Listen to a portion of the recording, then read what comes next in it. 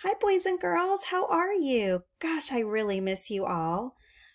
I have been so bored, and I've really had to use my imagination to try to plan how to spend my days. I've been painting, I've been working in the yard, I've been doing a lot of cooking, which I really enjoy, and I think my family is enjoying that too. And I've been doing a lot of reading. Reading is such a great way to spend your day. I know that you guys are probably feeling as bored as I am. And you're going to have to use your imagination to figure out how to spend your days because our schedules are so different. We are not waking up at the same time every day and going to school and eating our dinners at the same time. Our days are just very different and they're very, very long right now. So I'm going to read you a story called Harold and the Purple Crayon. The story was written by Crockett Johnson, which means that he is the author. This story is 60 years old, which means this story is older, way older than I am. Just a little bit older. It's older than me though, but it just celebrated its 60th anniversary. So this story is about this little boy named Harold who is apparently bored and needs to find ways to use his imagination to use his time. So he spends his time using his imagination with a purple crayon. I hope you guys enjoy this. I thought it was really super cute. Harold and the Purple Crayon. One evening, after thinking it over for some time, Harold decided to go for a walk in the moonlight. There wasn't any moon, and Harold needed a moon for a walk in the moonlight, and he needed something to walk on. So if you notice, Harold just has a blank slate. So he was probably outside or in his room, and he is drawing on a piece of paper what he needed. So he drew his moon, he drew his sidewalk. He made a long straight path so he wouldn't get lost. And he set off on his walk, taking his big purple crayon with him. But he didn't seem to be getting anywhere on the long straight path. So he left the path for a short cut across a field.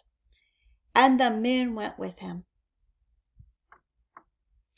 The shortcut led right to where Harold thought a forest ought to be. He didn't want to get lost in the woods. So he made a very small forest with just one tree in it. It turned out to be an apple tree. The apples would be very tasty, Harold thought, when they got red. So he put a frightening dragon under the tree to guard the apples. It was a terribly frightening dragon. It even frightened Harold. He backed away. His hand holding the purple crayon shook.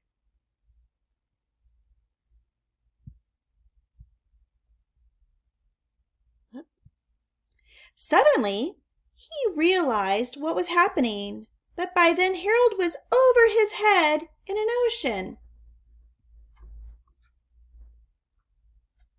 He came up thinking fast, and in no time he was climbing aboard a trim little boat. He quickly set sail, and the moon sailed along with him. After he had sailed long enough, Harold made land without much trouble. He stepped ashore on the beach, wondering where he was. The sandy beach reminded Harold of picnics, and the thought of picnics made him hungry. So he laid out a nice, simple picnic lunch. If you were going to create your own picnic, what would you draw? I think I would draw a chicken salad sandwich and some fruits. Let's see what Harold has. There was nothing but pie, but there were all 9 kinds of the pie that Harold liked best. So maybe there was apple, blueberry. What kind would you draw? When Harold finished his picnic, there was quite a lot left. He hated to see so much delicious pie go to waste. So Harold left a very hungry moose and a deserving porcupine to finish it up. And off he went looking for a hill to climb to see where he was. Harold knew that the higher up he went, the further he could see. So he decided to make the hill into a mountain. If he went high enough, he thought he could see the window of his bedroom. He was tired and he felt he ought to be getting to bed. He hoped he could see his bedroom window from the top of the mountain. But as he looked down over the other side, he slipped, and there wasn't any other side of the mountain. He was falling into thin air. But luckily he kept his wits and his purple crayon. He made a balloon and he grabbed onto it. It's quick thinking. And he made a basket under the balloon, big enough to stand in. He had a fine view from the balloon, but he couldn't see his window. He couldn't even see a house. What do you think that he should do? So he made a house with windows, and he landed the balloon on the grass in the front yard. None of the windows was his window. He tried to think where his window ought to be. He made some more windows. He made a big building full of windows. He made lots of buildings full of windows. He made a whole city full of windows. But none of the windows was his window. He couldn't think where it might be.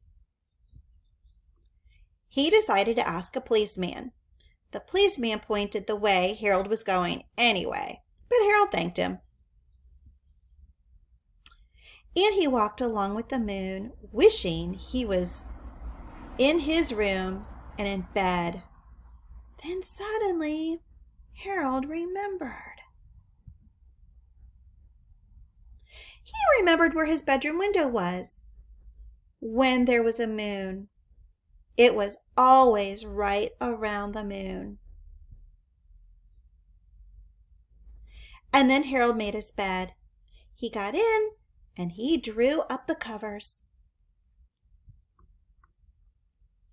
The purple crayon dropped on the floor and Harold dropped off to sleep. Okay, guys, I hope that you enjoyed that story. So remember, I know that these days are long and this is a very different normal for us, but you can use your imagination and find things to do. I am going to be leaving some crafts and things that you can make on our Facebook page, our classroom Facebook page. So make sure that your families join that. And I will try to email your parents some things or text some things. I've got extra activities on our Clever page. So you guys have a great day and use your imaginations and find something fun to do. It's not all work. Not all work. I'm not expecting that. Have some fun. Use your imagination. Explore your yards. Go on scavenger hunts. If you want a scavenger hunt, I can send you one, all right? Have a good day and I love you guys.